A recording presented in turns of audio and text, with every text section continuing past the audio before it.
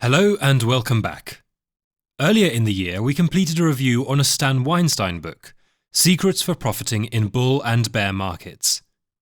We covered some of the basic concepts but only briefly touched on the final third of the book, when to sell. Let's take a look at this highly important and often disregarded topic. First, we remind ourselves of the core concept of Stan's work, stage analysis, and the transition from stage 1 and 2 into stage 3 and 4. Here we can see stage 1, the basing phase, stage 2, the advancing phase, stage 3, the topping phase, and stage 4, the declining phase. Stage 1 and 3 are indications that an equilibrium has been achieved between buyers and sellers, and price will often consolidate in a sideways fashion. This is accompanied by the flattening of the 30-week moving average line. The preferred time to buy a stock would generally be within this green shaded area, whilst the preferred time to sell a stock would be in this red shaded area, although further consideration should be made to find the optimum time within each area. In many cases, which Stan refers to, the optimum time to buy is here on the exit of stage 1, and perhaps a less preferable time to buy here. Conversely, the best time to sell or short a stock would be here on the exit of stage 3, and the lesser preferred time to short a stock would be here. Remember, Stan is all about playing the odds, and by keeping within this framework, you move the odds in your favour. Today we focus on protecting our positions and selling stocks which often end up here. Stan says, the sell decision is crucial if you are going to really win big in the market. Unfortunately, few market players ever master this important step. Rule 1. Always have a predetermined stop order. Advice suggesting a 5, 10 or 15% stop loss is meaningless on its own and can often move a winning strategy into a losing strategy. Such arbitrary levels have no logic.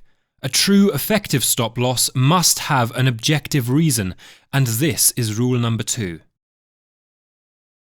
Let's imagine we buy a stock which has broken out of a stage 1 consolidation, and price continues its trajectory over the following few weeks.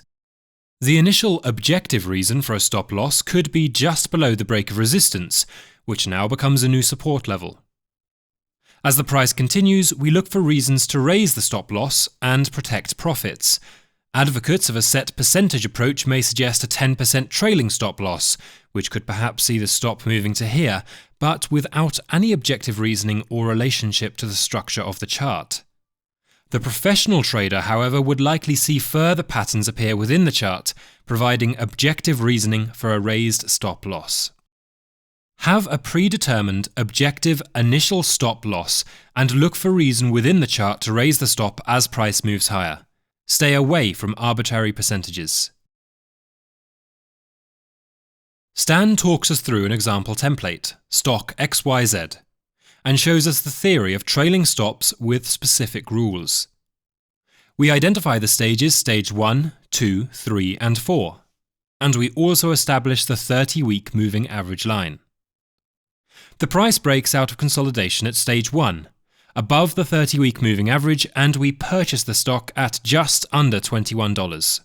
The stop loss in this example is initially placed below the consolidation support line, at just under $18. Probability would suggest that price will continue its trajectory into stage 2, which we see here.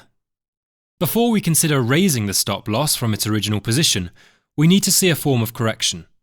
We see a correction here at point A, with price retracting to point B. We wait for the price to revert to its recent high, at which point we can now raise the stop loss. Stan suggests raising the stop loss to just below the 30-week moving average line, at point C, and directly below the last retracement. We now have two layers of defense, the support line created from the retracement bounce and the 30-week moving average line. We continue to raise the stop in a similar manner to points E, G and I. The next observation we need to make is the flattening of the 30-week moving average line and the forming of stage 3. Stage 3 is considered high risk and a tightening of risk management is needed. At this stage, the tactic changes slightly. Instead of moving the stop under the 30-week moving average, we move the stop under the first considerable price retracement, marked here as position K. Eventually, price loses its momentum and drops below the raised stop, before continuing its larger scale retracement into stage 4. Stan says, move out of your position with surgical precision, just as you entered it with your buy stop, and since a stock usually drops very rapidly when it moves into stage 4, you'll get out before the pain begins. An old chart from the book is presented to further demonstrate the theory, using the stock Skyline Corp. Although the quality of the chart is questionable, Stan suggests that an entry could have been seen here at point B, a break above the 30-week moving average, followed by an initial stop at point A. We then look for temporary pullbacks to raise our stop loss position, whilst the stock progresses through a stage 2 advance. Along the way, we see several significant pullbacks, followed by reversals to new highs. At each pullback, the stop is raised, directly under the price lows and underneath the 30-week moving average. The stock eventually started to plateau into a stage 3 consolidation, close to the flattening 30-week moving average line, and soon dropping below. The stock was sold, and the price continued its descent into a stage 4 decline.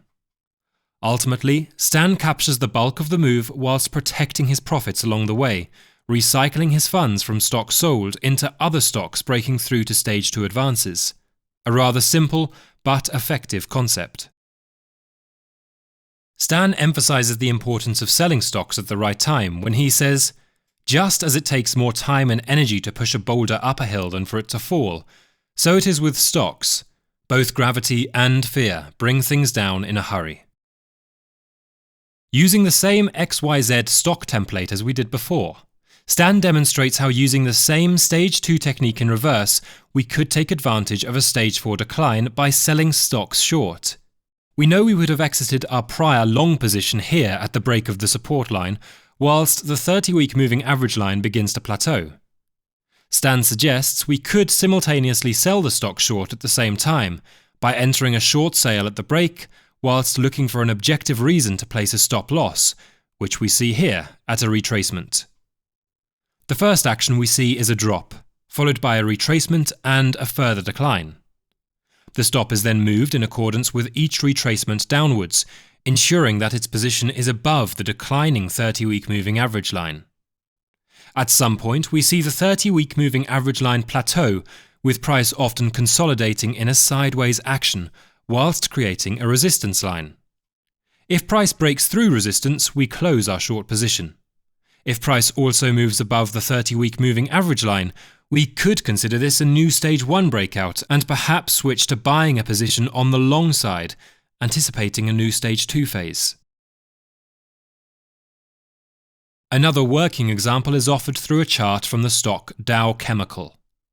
At this point, we won't need to go through each specific aspect, although the same principles apply from the short entry to protecting profits at each retracement, all the way down to the exit and plateauing of the 30-week moving average.